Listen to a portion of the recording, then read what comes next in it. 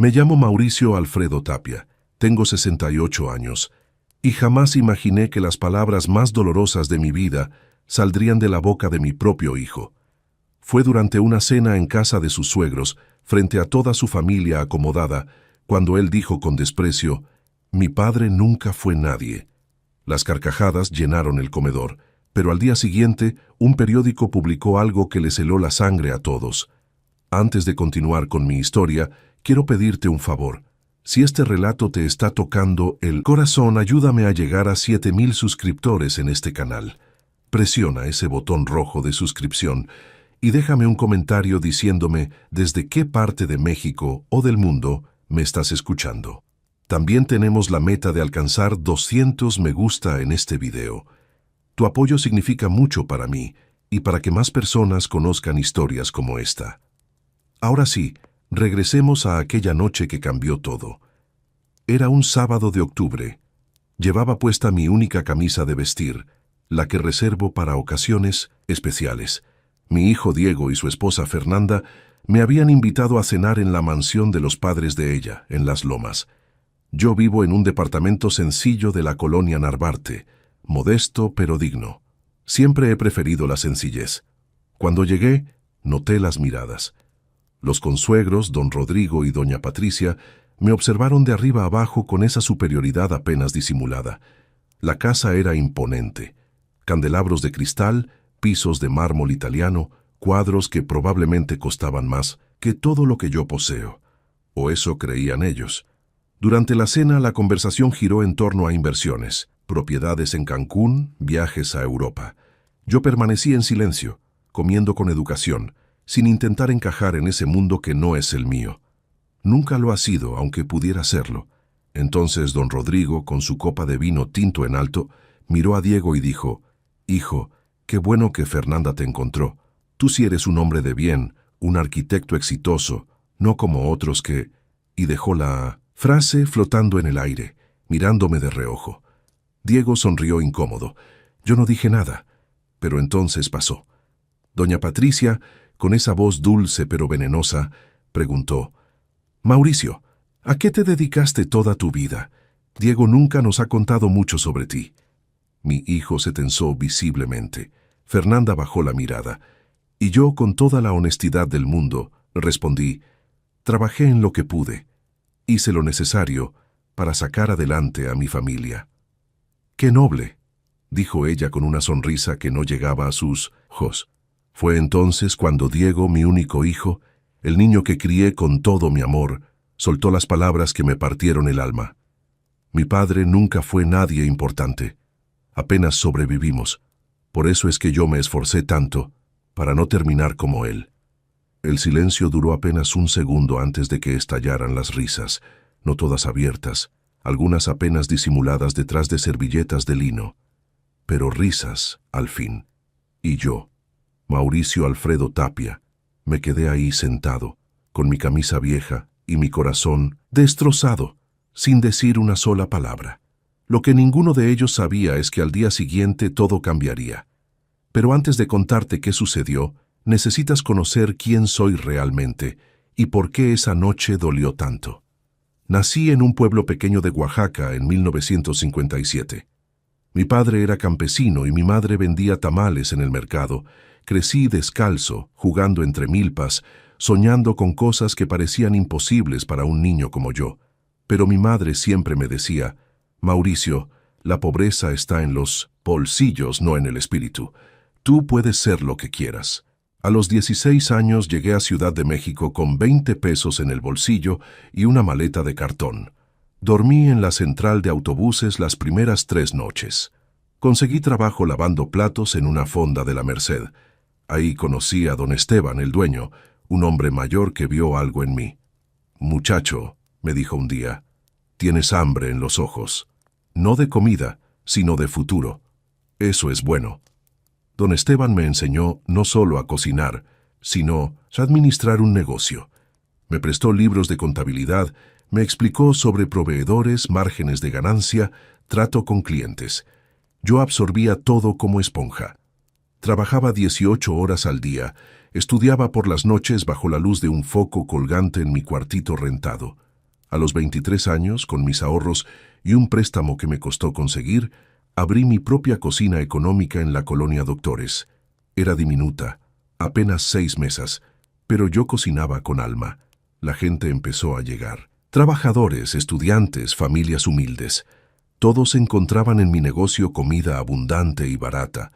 Un año después conocí a Estela, una maestra de primaria con ojos que brillaban cuando hablaba de sus alumnos. Nos enamoramos entre conversaciones sobre sueños y proyectos. Nos casamos en una ceremonia sencilla, con apenas 15 invitados. Ella no necesitaba lujos, solo amor, y yo se lo di todo. Diego nació en 1983. Recuerdo sostenerlo por primera vez, tan pequeño, tan frágil, y prometerle, en minutos de silencio, que él tendría todo lo que yo no tuve: educación, oportunidades, un futuro brillante. Para entonces, mi negocio había crecido. Ya no era una cocina económica, sino 3, luego 5, luego una pequeña cadena de restaurantes populares por toda la ciudad.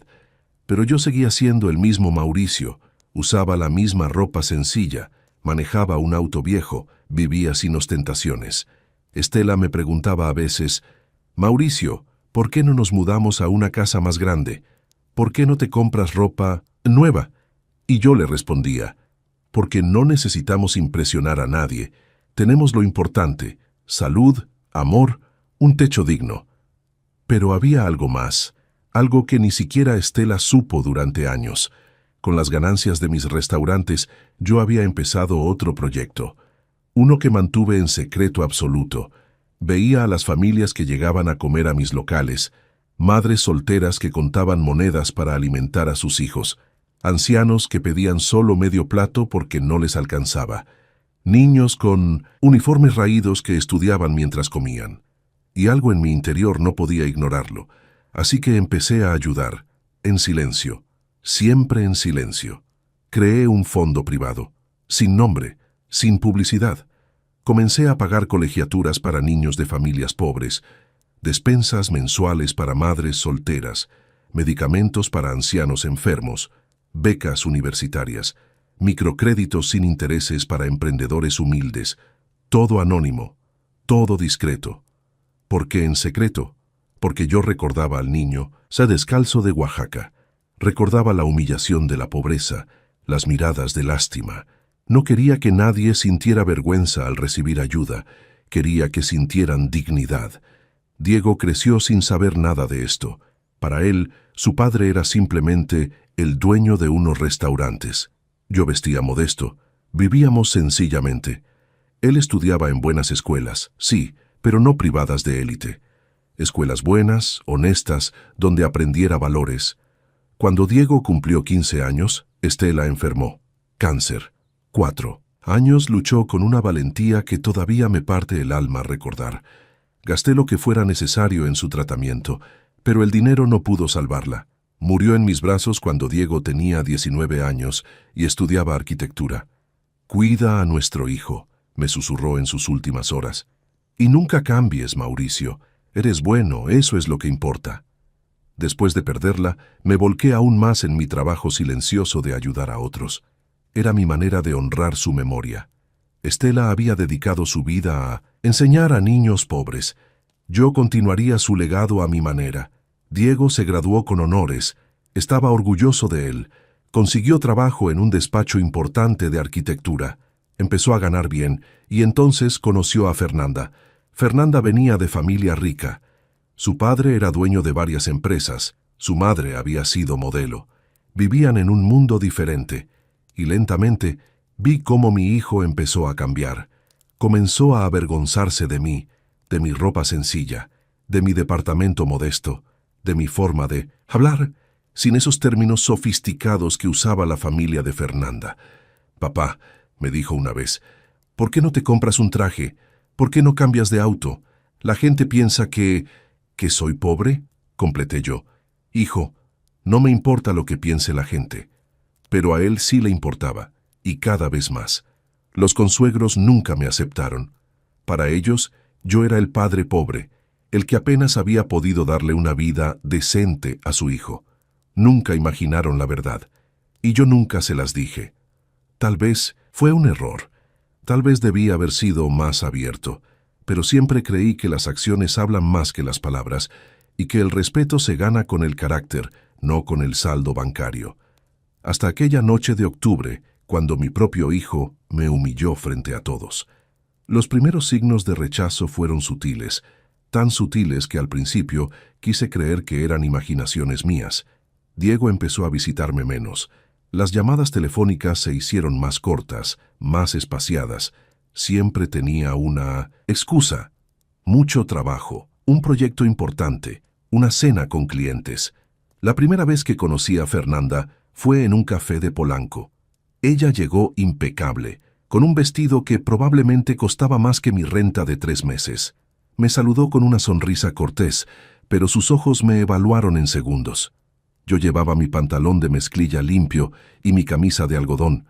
Para mí era ropa digna. Para ella era evidencia de mi condición. «Mucho gusto, señor Tapia», me dijo extendiendo apenas las puntas de sus dedos. Durante esa reunión Diego estuvo tenso. Cada vez que yo hablaba él cambiaba rápidamente de tema, como si mis palabras lo avergonzaran, como si mi acento todavía marcado de Oaxaca fuera algo que debía ocultar. «Mi papá tuvo que trabajar muy duro», le explicó Diego a Fernanda con una sonrisa que no era de orgullo, sino de disculpa. Los meses siguientes fueron peores. Diego me pidió que no fuera a visitarlo a su nuevo departamento en Santa Fe. «Es que está en remodelación. Papá, mejor nos vemos en un restaurante, ¿te parece?» Yo acepté, aunque sabía que mentía. Cuando finalmente conocí a don Rodrigo y doña Patricia, los padres de Fernanda, fue en una comida familiar después del compromiso. Ellos viven en una mansión de Bosques de las Lomas, con jardines que parecen sacados de una revista europea. Don Rodrigo me dio la mano con esa firmeza exagerada que usan los hombres que quieren demostrar superioridad. «Así que usted es el padre de Diego. Él nos ha contado que se tuvo una vida difícil». «He tenido una vida honesta», respondí con calma. Doña Patricia intervino con una sonrisa que era pura condescendencia. «Qué admirable. La gente trabajadora es el corazón de México, ¿verdad, Rodrigo?» Hablaban de mí como si yo fuera parte de un proyecto social benéfico, con lástima, con esa caridad hipócrita que duele más que el insulto directo. Durante esa comida hablaron de sus viajes a París, sus inversiones en Miami, el yate que estaban por comprar en 1900 Acapulco, y constantemente, sutilmente, remarcaban las diferencias. «Diego nos contó que usted tiene restaurantes», dijo don Rodrigo. «Negocios de comida económica, ¿cierto? Qué noble servir a la gente humilde». «Sirvo comida honesta a precios justos», respondí. Por supuesto», continuó él. «No todos podemos darnos el lujo de emprender en grande, cada quien con sus posibilidades, ¿no?» Sentí la rabia subir por mi garganta, pero la contuve. No por mí, sino por Diego. No quería arruinar su relación. Aunque con cada palabra que escuchaba, me preguntaba si esa relación lo estaba arruinando a él. La boda fue peor. Diego y Fernanda se casaron en un jardín exclusivo de Cuernavaca. Más de 300 invitados, orquesta en vivo, champán francés, un despliegue obsceno de riqueza. Yo llegué con mi traje, el único que tengo, comprado hace 15 años para el funeral de Estela. Está perfectamente cuidado, limpio, planchado, pero al lado de los invitados con sus trajes de diseñador yo desentonaba completamente. Me sentaron en una mesa alejada, casi al fondo del jardín, junto a primos lejanos de Fernanda que apenas conocían a los novios. Cuando le pregunté a Diego por qué no estaba en la mesa principal, él evitó mi mirada. «Papá, es que hay mucha familia de Fernanda. Ya sabes cómo son estas cosas. Protocolo. Protocolo. Esa palabra que se usa para justificar el desprecio educado. Durante la fiesta intenté acercarme a mi hijo para felicitarlo. Estaba rodeado de los amigos de Fernanda, todos riendo, brindando. Cuando me vio llegar su expresión cambió. Incomodidad pura. «Papá, qué bueno que viniste», me dijo rápidamente, como queriendo terminar la conversación antes de empezarla. Uno de sus amigos, con esa arrogancia que da el dinero heredado, me miró de arriba a abajo y preguntó: «¿Tú eres el papá de Diego?» «Wow, no se parecen en nada». Risas contenidas. Bueno, Diego salió a mi esposa. respondí con dignidad. Ella era hermosa y elegante. Ya veo, dijo el tipo perdiendo interés y volteando hacia otros. Diego no me defendió, ni siquiera dijo nada, solo sonrió incómodo y dejó que me alejara solo. Esa noche lloré en mi departamento, no por mí, sino por el hijo que había perdido, porque Diego ya no era el niño que yo había criado. Se había convertido en alguien más, alguien que valía a las personas por su cuenta bancaria, no por su corazón. Los meses siguientes apenas nos vimos. Él siempre tenía excusas, hasta que llegó la invitación para aquella cena en casa de los consuegros. Una cena familiar, dijeron, para conocernos mejor. Yo no quería ir. Algo en mi interior me advertía que sería doloroso, pero era mi hijo, y todavía tenía la esperanza de que tal vez, solo tal vez, quedaba algo del Diego que yo conocí, del niño que me abrazaba y me decía «Te quiero, papá», sin vergüenza alguna. Qué equivocado estaba. El sábado de octubre llegó con un cielo gris, como si hasta el clima supiera que algo malo iba a pasar. Me preparé con cuidado. Me afeité, me peiné, me puse mi mejor camisa, aunque mejor es relativo cuando tu guardarropa entero cabría en una maleta pequeña. Tomé el metro hasta Polanco, y de ahí un pecero hasta Las Lomas. Pude haber tomado un Uber, pero soy de la vieja escuela. El transporte público me ha servido toda la vida, no voy a cambiar ahora. La mansión de los consuegros era aún más imponente de lo que recordaba. 2 niveles, fachada de cantera, jardines perfectamente cuidados por jardineros que probablemente ganaban más que muchos profesionistas. Toqué el timbre y una empleada uniformada me abrió. ¿El señor Mauricio?, preguntó con amabilidad genuina. Al menos ella me trató con respeto. Sí, soy yo. Me guió por un pasillo con piso de mármol hasta el comedor principal. Ahí estaban todos, don Rodrigo y doña Patricia presidiendo la mesa, Diego y Fernanda a los lados y otros familiares que no conocía. Todos perfectamente vestidos, perfectamente peinados, perfectamente superiores. «Mauricio, qué bueno que llegaste», dijo don Rodrigo con una sonrisa que no llegaba a sus ojos. «Pensamos que tal vez te habías perdido. Estas colonias pueden ser confusas para quien no está acostumbrado. Primera puñalada, disfrazada de preocupación». «Llegué bien, gracias», respondí sentándome en la silla que me indicaron, justo en la esquina de la mesa, el lugar menos importante. La cena comenzó con camarones al ajillo como entrada. Usé los cubiertos correctos. Mi madre me enseñó buenos modales aunque no tuviéramos dinero, pero noté las miradas. Doña Patricia observaba cada movimiento mío, como esperando que cometiera un error. La conversación fluyó entre ellos como si yo fuera invisible. Hablaban de la nueva casa que Fernanda y Diego estaban comprando en Interlomas, de las vacaciones que planearían en los Alpes suizos, del nuevo BMW que don Rodrigo acababa de regalarle a su hija. «La familia debe mantenerse unida y próspera», declaró don Rodrigo levantando su copa. «Por eso es tan importante casarse bien, con gente de tu mismo nivel». Miró a Diego con aprobación. Mi hijo sonrió orgulloso. Entonces llegó el plato fuerte. Cordero. Nunca había probado el cordero preparado así, con hierbas finas y una salsa que probablemente tenía vino carísimo. Estaba delicioso, no lo voy a negar, pero cada bocado me sabía amargo. Fue durante el postre cuando todo estalló. Doña Patricia, con esa dulzura venenosa que había perfeccionado, se dirigió a mí. «Mauricio, perdona nuestra curiosidad, pero es que conocemos tan poco de ti. Diego es tan reservado con su pasado. Cuéntanos, ¿a qué te dedicaste exactamente toda tu vida?» El silencio se hizo en la mesa.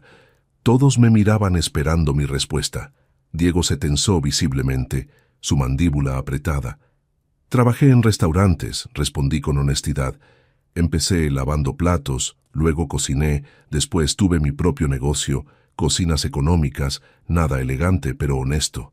«Qué admirable», dijo ella, aunque su tono decía lo contrario. «La gente trabajadora es el alma de este país. Sin ustedes, ¿quién prepararía nuestra comida?» Risas suaves alrededor de la mesa. Don Rodrigo continuó el ataque. «Pero dime, Mauricio, ¿lograste darle una buena educación a Diego? Me imagino que con ese tipo de negocio las cosas debieron ser ajustadas».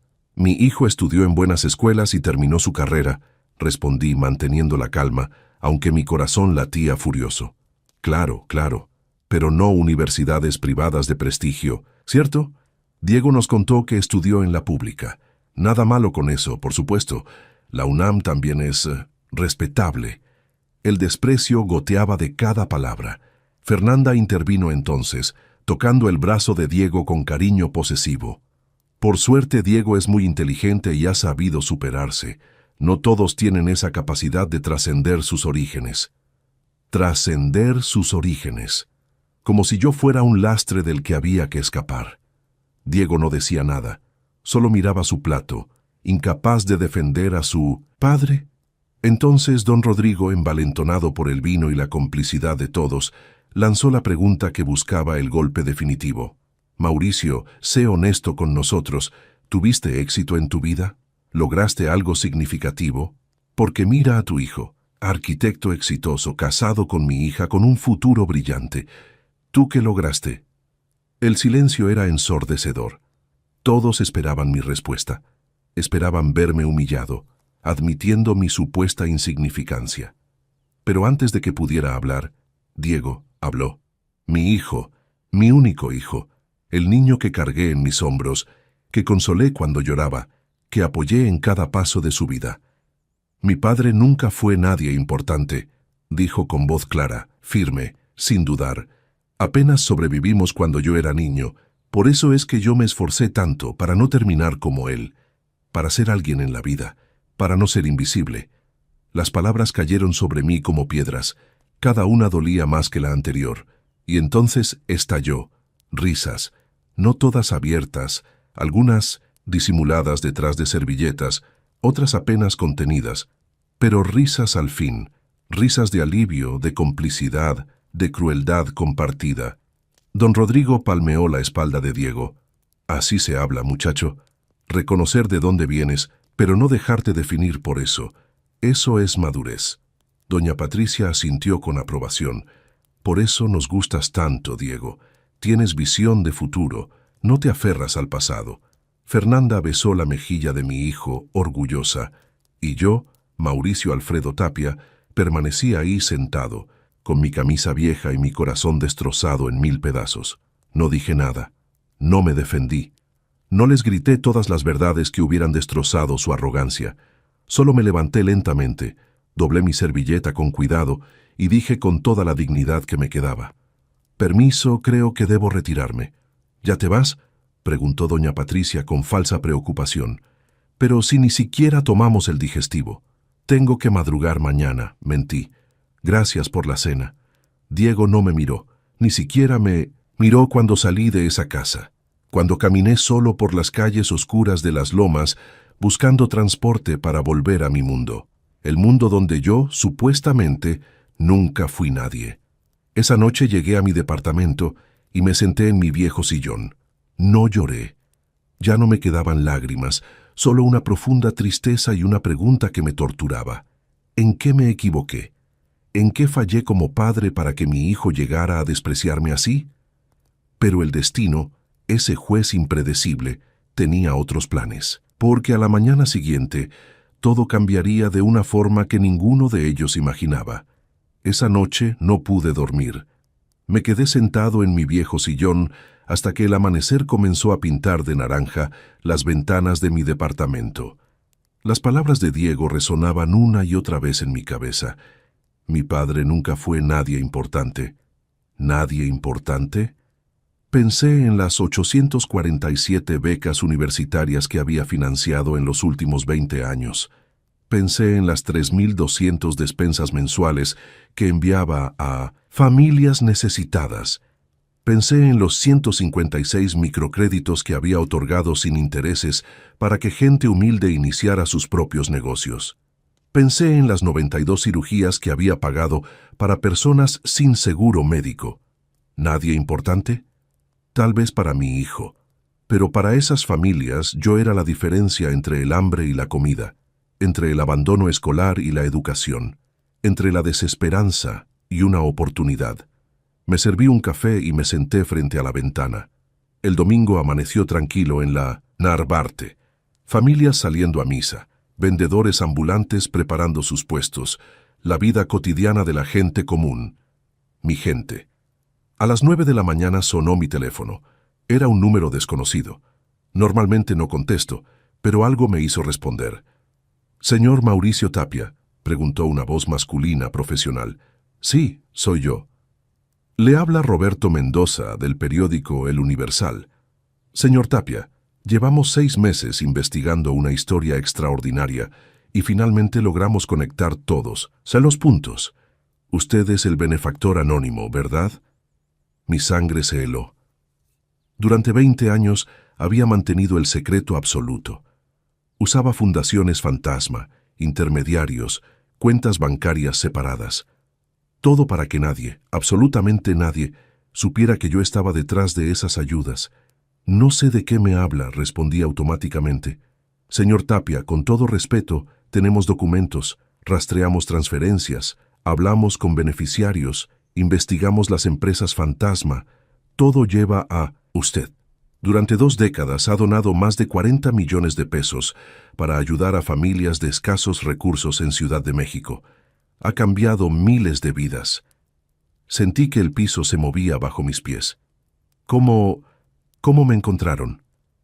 Una de las beneficiarias, una señora llamada Rosa Hernández, cuya hija acaba de graduarse de médico gracias a su beca, contrató a un investigador privado. Quería encontrarlo para agradecerle personalmente. El investigador nos pasó la información. «Señor Tapia, mañana publicaremos la historia en primera plana. Quería darle la oportunidad de hacer una declaración». «No», dije inmediatamente, «no quiero reconocimiento. Nunca lo quise. Por eso lo mantuve en secreto». «Lo entiendo y lo respeto profundamente», respondió Roberto con genuina admiración. «Pero, señor Tapia, la gente necesita saber que todavía existen personas como usted. En un país donde los ricos exhiben su riqueza y los políticos roban sin vergüenza, usted ha dado en silencio durante 20 años. Eso debe conocerse, no por usted, sino por lo que representa». «No puedo detenerlo, ¿verdad?», pregunté con resignación. «La historia se publicará mañana en la edición matutina, pero puedo prometerle que será con el respeto que usted merece. Acepta una entrevista, solo 30 minutos». Pensé en Diego, en su vergüenza de mí, en las risas de anoche, en don Rodrigo y doña Patricia tratándome como basura, y algo en mi interior, algo que había estado dormido durante años, despertó. «Está bien», dije, finalmente. «Pero con una condición: quiero que publiquen fotos de los beneficiarios, de las familias que han salido adelante, no de mí. Haremos ambas cosas, señor Tapia. La gente necesita ver su rostro, el rostro de la verdadera bondad». La entrevista fue en mi propio departamento. Roberto llegó con un fotógrafo a las 11 de la mañana. Miraron alrededor con curiosidad, apenas disimulada. Un departamento de 2 habitaciones, muebles viejos pero bien cuidados, paredes con fotos de Estela y Diego, libros desgastados en un librero de madera. «¿Aquí vive?», preguntó Roberto con asombro. «Señor Tapia, usted tiene una fortuna estimada en más de 150 millones de pesos. ¿Por qué vive así?». «Porque no necesito más», respondí simplemente. «¿Para qué quiero una mansión si vivo solo? ¿Para qué un auto de lujo si el metro me lleva a donde necesito? El dinero es una herramienta, no un objetivo». Durante la entrevista le conté todo. Cómo empecé con una sola beca para el hijo de una empleada de 1900 mis restaurantes. Cómo eso se convirtió en 2, luego 10, luego cientos. Cómo veía a gente luchando y no podía quedarme de brazos cruzados. Cómo mi esposa Estela había sido mi inspiración, ella que dedicó su vida a enseñar a niños pobres sin esperar nada a cambio. «¿Su familia sabe de esto?», preguntó Roberto. Guardé silencio unos segundos. «No, mi hijo no sabe nada». «¿Por qué nunca le dijo?». «Porque quería que me valorara por quien soy, no por lo que tengo. Quería que aprendiera que el valor de una persona está en sus acciones, no en su cuenta bancaria». Hice una pausa. Creo que fallé en esa enseñanza. Roberto me miró con una mezcla de tristeza y admiración. «Señor Tapia, mañana su hijo y todo México sabrán quién es usted realmente. ¿Está preparado para eso?». No lo estaba, pero asintió de todas formas. Después de que se fueron, me quedé solo nuevamente. Llamé a mi contador, don Armando, quien había sido mi cómplice silencioso durante años en el manejo de las fundaciones fantasma. Armando, mañana sale la noticia, le dije. Lo sé, Mauricio. El periodista me contactó para verificar datos. No le di información confidencial, pero confirmé lo básico. Ya era imposible mantenerlo oculto. ¿Crees que hice mal en aceptar la entrevista? Creo, dijo don Armando con su voz pausada de hombre sabio, que durante 20 años hiciste las cosas de la manera correcta. Ahora el universo decidió que es momento de que el mundo sepa. No peleemos contra eso. Esa tarde, domingo, caminé por mi colonia. Saludé a don Pepe, el vendedor de tamales de la esquina. Compré naranjas a doña Luisa. Me senté en la banca del parque donde siempre se reúnen los jubilados a jugar dominó. Era mi mundo. Simple, honesto, real. Uno de los jubilados, don Chema, me ofreció un cigarro. No fumo, pero esa tarde acepté. Nos quedamos ahí, viendo a los niños jugar fútbol, escuchando a las familias disfrutar su domingo. ¿Todo bien, Mauricio?, preguntó don Chema. Te veo pensativo. Mañana va a ser un día diferente, respondí. Todos los días son diferentes si sabes verlos, dijo él con esa sabiduría simple de la gente que ha vivido mucho. Cuando oscureció, regresé a mi departamento. Preparé un té de manzanilla y me senté a esperar. Sabía que mi teléfono explotaría mañana. Sabía que Diego llamaría.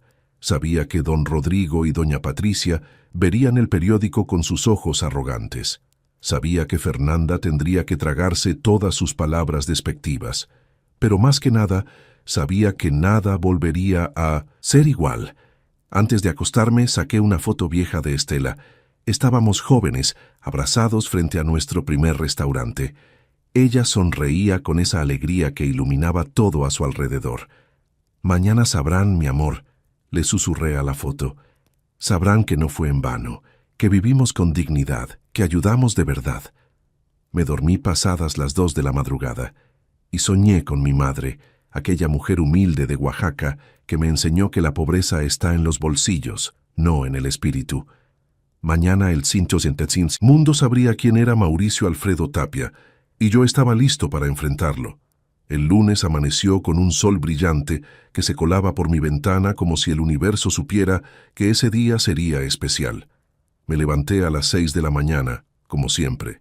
Me preparé mi café, me bañé, me vestí, todo normal, excepto que mi corazón latía más rápido de lo usual.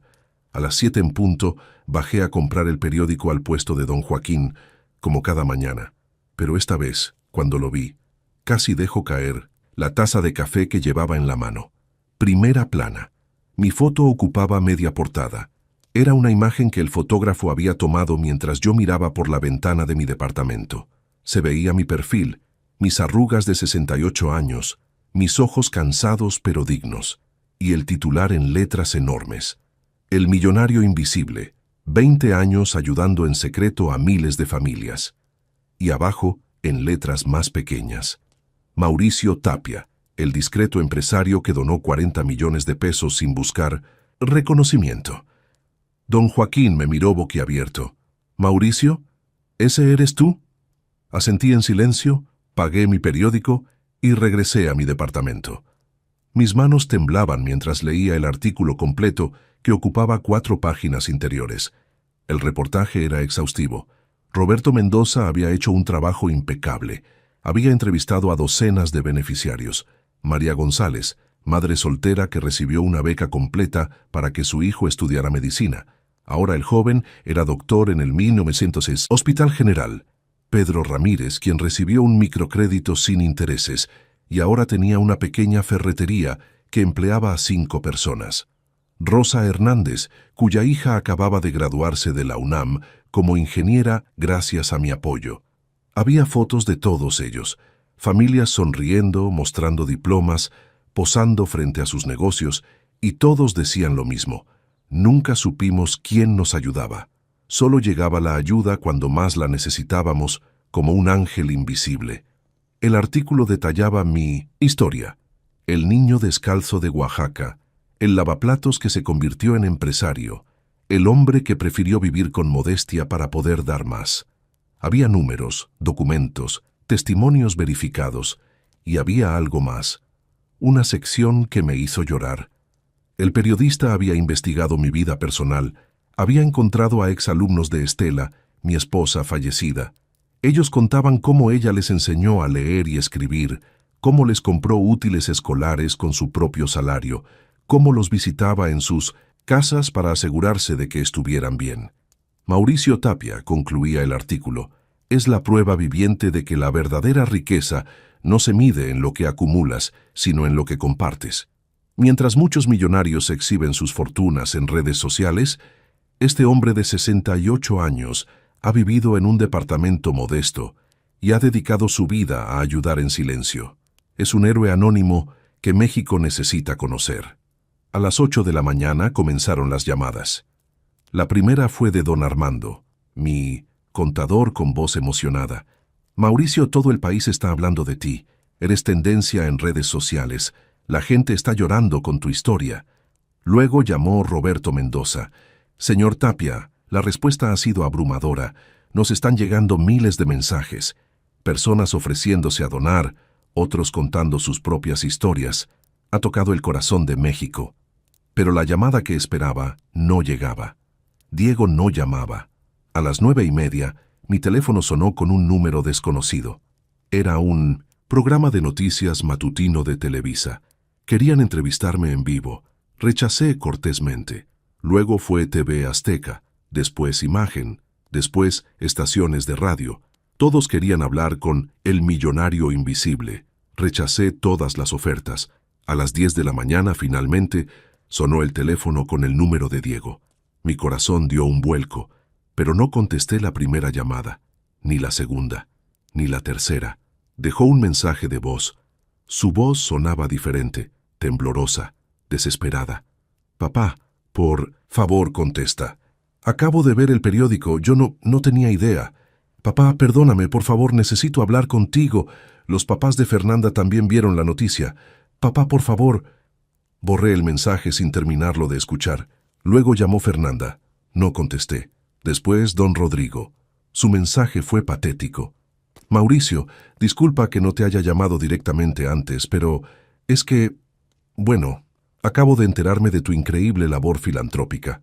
Qué orgullo tener un consuegro tan admirable. Deberíamos cenar pronto, platicar de negocios. Tengo unas inversiones que podrían interesarte. Inversiones. Después de humillarme, ahora quería mi dinero. También llamó doña Patricia, con esa voz dulce que ahora sonaba completamente falsa. Mauricio, querido, estamos tan conmovidos con tu historia. Qué noble labor has hecho. Nos gustaría organizar una comida en tu honor, invitar a nuestras amistades importantes. Sería maravilloso que... Borré todos los mensajes. A mediodía, mi timbre sonó, insistentemente. Por el interfón reconocí la voz de Diego. Papá, sé que estás ahí, por favor, ábreme, necesito hablar contigo. Me quedé en silencio, sin responder. Papá, perdóname. Fui un idiota, un estúpido. No tenía idea de todo lo que has hecho. Por favor, déjame explicarte. ¿Explicar qué? Respondí finalmente por el interfón, sin abrir.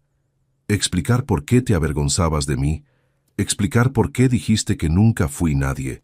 Explicar por qué dejaste que tus consuegros me humillaran sin defenderte.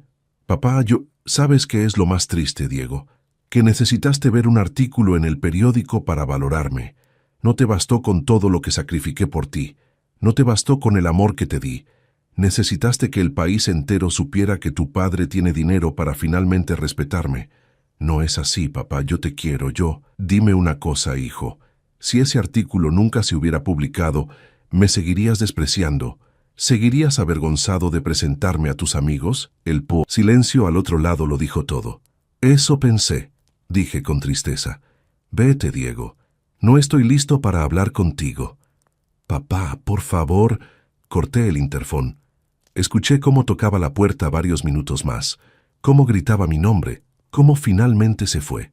Esa tarde, sentado en mi viejo sillón, recibí decenas de mensajes de personas que no conocía. Gente común agradeciéndome por inspirarlos, madres solteras bendiciendo mi nombre, jóvenes diciendo que querían ser como yo cuando crecieran. También recibí mensajes de gente rica, empresarios conocidos, políticos, todos ofreciendo colaboraciones y alianzas, todos queriendo asociarse con la buena publicidad que yo generaba. Los ignoré a todos. Lo único que leí con atención fueron los mensajes de mis beneficiarios. Rosa Hernández escribió: «Don Mauricio, usted fue el ángel que mi familia necesitaba. Mi hija es ingeniera gracias a usted. Nunca olvidaremos su bondad». María González envió una foto de su hijo vestido de doctor con un mensaje: «Gracias por creer en nosotros cuando nadie más lo hizo». Esos mensajes sí valían la pena. Al caer la noche, miré por mi ventana la colonia Narvarte. Las mismas calles de siempre, la misma gente de siempre. Solo que ahora todos me miraban diferente. Don Joaquín, el del puesto de periódicos, me había guardado 10 ejemplares para la historia. Doña Luisa, la de las naranjas, me regaló una bolsa completa llorando de emoción. Yo seguía siendo el mismo Mauricio, pero para el mundo, ahora era otra cosa, un símbolo, un héroe, el millonario invisible que finalmente fue revelado. Y mi hijo, el que me humilló frente a todos, ahora desesperadamente quería recuperarme. No por amor, sino por vergüenza, porque ahora todos sabían que el padre del que se avergonzaba era mejor hombre que él jamás sería. Esa noche dormí tranquilo por primera vez en mucho tiempo, porque finalmente entendí algo. No necesitaba el reconocimiento del mundo, pero era reconfortante saber que mi verdad había salido a la luz y que la justicia poética había hecho su trabajo. Pasaron 3 semanas desde la publicación del artículo, 3 semanas en las que México entero habló de El millonario invisible. Me ofrecieron entrevistas en todos los medios, invitaciones a programas, propuestas para escribir libros, incluso una productora de Hollywood quería hacer una película de mi vida. Rechacé todo, porque yo no hice lo que hice buscando fama, lo hice porque era lo correcto. Diego intentó contactarme 47 veces. Sí, las conté. Llamadas, mensajes, incluso cartas dejadas en mi puerta, todas con el mismo contenido: disculpas, súplicas, promesas de cambiar. Don Rodrigo y doña Patricia también insistieron. Incluso llegaron a mi departamento con flores y una canasta de vinos caros, como si eso borrara sus desprecios. Les dije educadamente que no era necesario y cerré la puerta. Fernanda intentó usar a otros familiares como intermediarios. «Diego está devastado», me decían. «No come, no duerme, solo llora y se culpa». Parte de mí, la parte que todavía era padre, sintió dolor, pero la parte que fue humillado recordaba cada palabra, cada risa, cada desprecio. Un domingo, exactamente un mes después del artículo, finalmente acepté ver a Diego. Nos encontramos en un café neutral, lejos de su mundo de las lomas y del mío de la Narvarte, un lugar donde 2 extraños podían hablar. Llegó demacrado, con ojeras, el pelo descuidado. Se veía derrotado, y por primera vez en años vi en él al niño que solía ser. «Papá», dijo con voz quebrada apenas nos sentamos, «perdóname, no tengo excusas. Fui un hijo horrible, te fallé». «Sí, lo hiciste», respondí sin suavizar mis palabras. Dejé que la ambición y el dinero me cegaran. Me importó más la opinión de gente superficial que el amor de mi propio padre. Te cambié por una ilusión de estatus. Las lágrimas corrían por su rostro. Y lo peor es que tuviste que leer tus virtudes en un periódico para que yo las valorara. ¿Y ahora qué, Diego? Ahora que todo... México sabe quién soy. Ahora sí soy digno de tu respeto. Ahora sí no te avergüenzas de mí. No es eso, papá. Bueno, sí lo es, pero... Se cubrió el rostro con las manos. Tienes razón. Soy una basura. Necesité que el mundo te aplaudiera para darme cuenta de que siempre fuiste un gran hombre. Incluso cuando todos pensaban que eras pobre, tú eras más rico en espíritu que todos nosotros juntos. Guardé silencio, dejando que sus palabras flotaran entre nosotros. Los papás de Fernanda quedaron en ridículo, continuó. Sus amigos les preguntaron cómo pudieron tratar así a alguien como tú. Doña Patricia llora todos los días de la vergüenza. Don Rodrigo perdió varios negocios porque nadie quiere asociarse con alguien tan superficial. No busco venganza, Diego, nunca la busqué. Lo sé, por eso eres mejor persona que yo. Me miró con ojos suplicantes. Papá, sé que no merezco tu perdón. Sé que tardará mucho en recuperar tu confianza, si es que alguna vez la recupero. Pero dame la oportunidad. Déjame demostrarte que puedo cambiar, que puedo ser el hijo que mereces. Respiré profundo. La parte herida de mí quería levantarme y dejarlo ahí, solo, sufriendo como yo sufrí. Pero entonces recordé algo que Estela me dijo años atrás. El perdón no es para quien te hirió, Mauricio. Es para liberar tu propio corazón. Diego, dije finalmente, te voy a ser honesto. No sé si nuestra relación puede volver a ser lo que era. Tal vez nunca lo sea. Me heriste profundamente. Heridas no sanan de la noche a la mañana. Lo entiendo, pero eres mi hijo, y a pesar de todo te amo. Así que te voy a dar una oportunidad, una sola.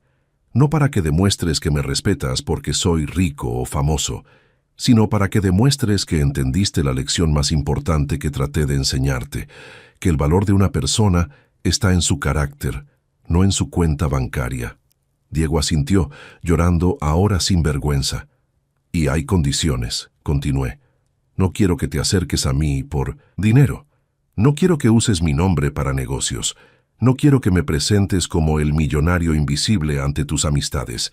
Si vas a estar en mi vida, será porque me amas como tu padre, no por lo que tengo. Acepto todo, papá, todo. Nos abrazamos en ese café. Él lloró en mi hombro como cuando era niño, y yo, aunque todavía dolido, le di palmadas en la espalda, porque el perdón es un proceso, no un evento. Las semanas siguientes fueron difíciles. Diego tuvo que reaprender a relacionarse conmigo sin prejuicios. Se distanció de los padres de Fernanda, estableció límites. Fernanda misma tuvo que hacer un examen de conciencia sobre sus propios valores. Yo seguí viviendo en mi departamento de la Narvarte. Seguí usando mi ropa sencilla. Seguí tomando el metro. Seguí siendo Mauricio, el mismo de siempre. Porque la verdadera riqueza nunca estuvo en lo material. Y mi trabajo filantrópico continúa. Ahora con más visibilidad, sí, pero con el mismo propósito. Ayudar sin esperar nada a cambio. Hoy, mientras escribo este relato, tengo 68 años y una lección que compartir. Nunca permitas que el dinero, el estatus o la opinión de otros definan tu valor. Vive con dignidad, ayuda cuando puedas, y recuerda que al final de la vida, lo único que importa es cuántos corazones tocaste, no cuántos ceros tenías en tu cuenta bancaria. Mi madre tenía razón. La pobreza está en los bolsillos, no en el espíritu. Y yo, Mauricio Alfredo Tapia, siempre fui rico donde verdaderamente importa. En el Corazón, si esta historia te conmovió, no olvides suscribirte al canal, dejar tu like y comentar qué lección te llevas de este relato. Nos vemos en la próxima historia.